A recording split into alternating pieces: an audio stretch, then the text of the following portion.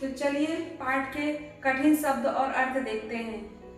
सुरभि सुगंध खुशबू, तात पिता, उपवन बगीचा, झलमल चमकता, हिम बिंदु ओस की बूंदे, खग पक्षी, कलुषी गंदा या मैला, आहत जख्मी या घायल, वृद्ध विधा हुआ तीर से छिदा हुआ।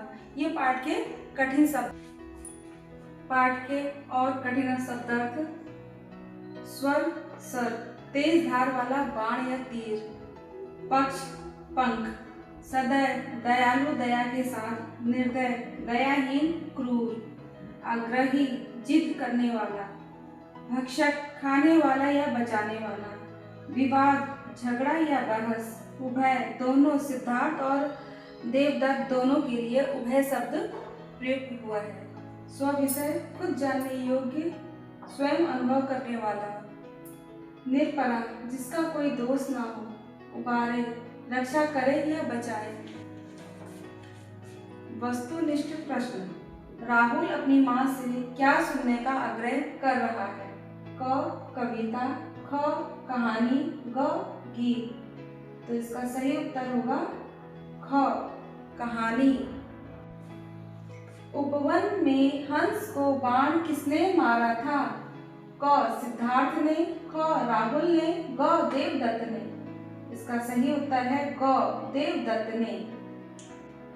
हमारा तीसरा प्रश्न है, भक्षक का क्या अर्थ है? क रक्षा करने वाला, ख शिकार करने वाला, ग पालने वाला।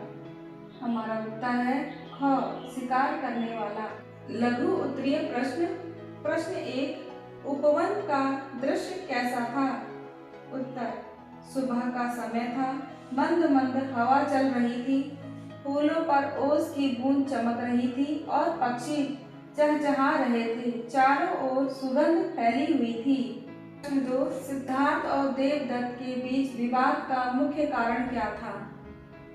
उत्तर, विवाद का कारण एक घायल हंस था। देवदत्त का कहना था कि उसने शिकार किया है, इसीलिए हंस उसका है, जबकि सिद्धार्थ का कहना था कि उन्होंने हंस की जान बचाई है, इसीलिए उस पर उनका अधिकार है। प्रश्न 3, माँ ने राहुल से क्या फैसला करने को कहा? उत्तर, माँ ने राहुल से पूछा कि न्याय किसका पक्ष लेगा, मारने वाले का या बचाने वाले का। कविता की पंक्तियों का आशय या भावार्थ। तू है हठी मान धन मेरे, सुन उपवन में बड़े सवेरे।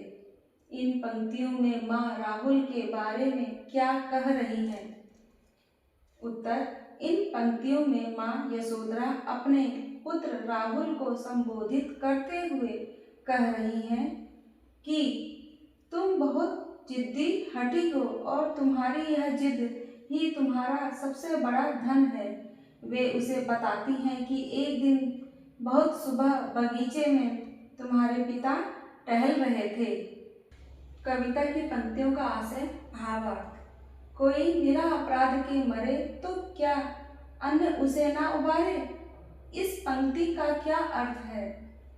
राहुल इस पंक्ति के माध्यम से कहता है कि यदि कोई व्यक्ति किसी निर्दोष जीव को अकारण मारता है तो क्या दूसरे व्यक्ति को उसे बचाने का अधिकार नहीं है?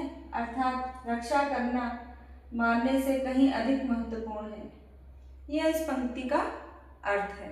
बच्चों, मेरे अनुसार इस पाठ का सबसे बड़ा सार यही है कि अगर आपको सामने से किसी की मदद करने का मौका मिले तो आप उसकी मदद करिए, पीछे मत हटिए।